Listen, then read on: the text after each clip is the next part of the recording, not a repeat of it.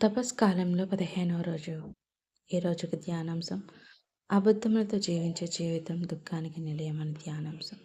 ఈ విధంగా వాక్యం ఏం చెప్తుందో చూసుకుందాం. మొదటి వాక్యము సామెతలు 19, 1, 2 వచనములు. కళ్ళలాడు మూర్ఖుని కన్నా చిత్తశుద్ధితో జీవించు పేద మేలు. అసత్యములు పలుకుట కంటే దరిద్రునిగా ఉండుట మేలు. రెండో వాక్యం సేరా 20, 24 నుంచి 26 వచనం వరకు. మూర్ఖులు ఎల్లప్పుడూ కళ్ళలాడుచుందురు. అలవాటు చొప్పున అబద్ధమలాడు వానికంటే దొంగ మేలు.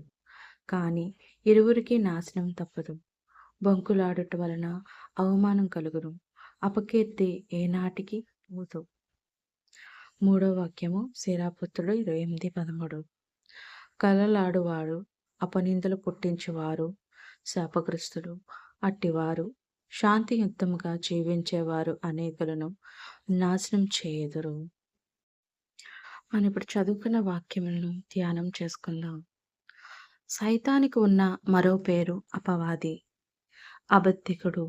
దేవునికి ఉన్న మరో పేరు సత్యవంతుడు. పసిపిల్లల నుండి వృద్ధుల వరకు అందరూ ఏదో ఒక విషయంలో ఏదో ఒక సమయంలో అసత్యం చెప్పి తప్పించుకున్నామని సంతోషపడుతుంటారు.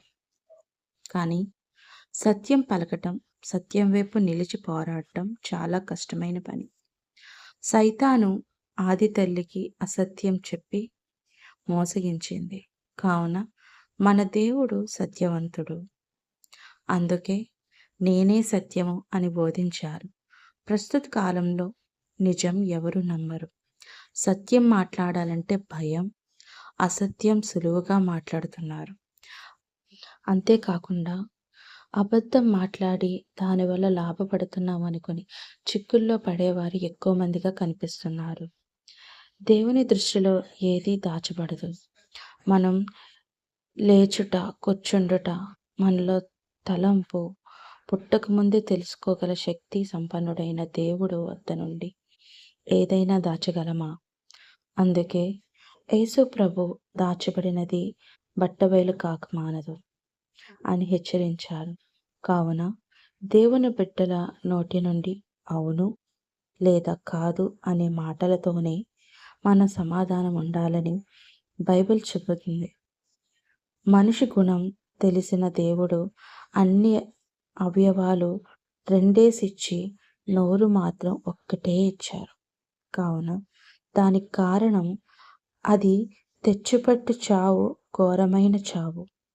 నాలుక కంటే పాతాళమే మెరుగు అని శీరాపుత్రుడు యేసు జ్ఞాన గ్రంథంలో 28, 21లో చెప్పి ఉన్నారు. కాబట్టి మన నాలుకను దేవుణ్ణి స్తుతించడానికి ఉపయోగించాలి. నీ పలుకులను తక్కెడలో పెట్టి తూచుము. నీ నోటికి గొళ్ళెం పెట్టి గడియ బిగింపుము. నీ నాలుక వలె నీవు నాశనం పోకుండానట్లును నీ పతనమును ఆశించువారి ఎదుట నీవు వెల్లకితలు పడుకుంటున్నట్లు జాగ్రత్త పడము అని యేసు జ్ఞాన గ్రంథము 28 గ్రంథంలో 25, 26 వచనంలో చెప్పి ఉన్నారు. ఇదే విధంగా ఈ యొక్క 40 దినాలు కూడా ఏదైతే శ్రద్ధగా మనం స్వచ్ఛంగా దేవునికి చెంతకు దగ్గరగా జీవిస్తున్నామో, ఏ విధంగా అయితే దేవునికి మన దగ్గరగా జీవించాలని కోరుకుంటున్నామో, ఈ యొక్క 40 దినాలు కూడా ఆ 10 ఆజ్ఞలు మనం పాటించి ఎటువంటి అబద్ధాలు చెప్పకుండా సత్యంలో నడవడానికి దేవుని యొక్క శక్తి మనకు దయచేస్తారని ప్రార్థన చేసుకుందాం. చివరిగా చిన్న ప్రార్థన చేసుకుందాం. నేనే సత్యం అని బోధించిన సత్యస్వరూపి, వందనాలు, మీకు స్తోత్రములు. నా నోటిని, నాలుకను వాక్య జలముతో శుద్ధి చేయండి. మాటలాడిన అసత్యాలను బట్టి క్షమించండి. ప్రభు, ఏ స్థితిలోనైనా అబద్ధం మాట్లాడక సత్యమునే పలికే ధైర్యమును, సత్యమును వెంబడించి కృపను అనుగ్రహింపమని మా నాథుడైన క్రీస్తు ద్వారా మనవి చేయుచున్నాను. ఆమేన్. Praise the Lord. God bless you all.